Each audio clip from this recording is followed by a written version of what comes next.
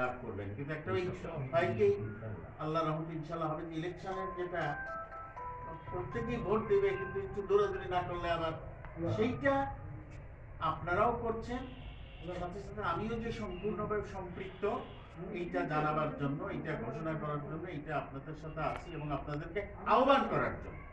মাত্র কয়েকটা দিন দেখতে দেখতে চলে যায়, আপনারা এই কয়েকটা দিন আর বাড়িতে বসবেন না।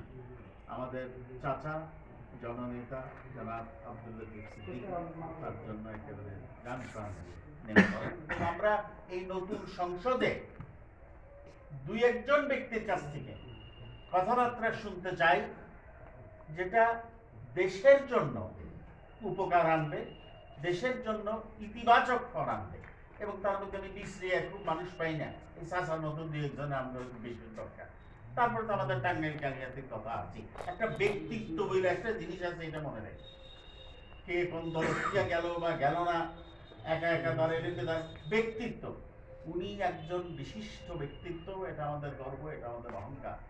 এইটাকে আমরা যেন কাজে লাগাইতে পারি, সেটা বলার জন্য আজকে আমার ভাই পিতার সাহেব, আমার আরেক ভাই তোতা ওনারা জানেন আমার ভীষণ শরীর খারাপ, তাও আমি আসবোই, কেন এটা একটা ঐতিহাসিক ঘটনা। আমরা ইনশাল্লাহ ইনশাল্লাহ উদযাপন করব। হাসমার্কা লতিফ চাচা, এই কথা রইল।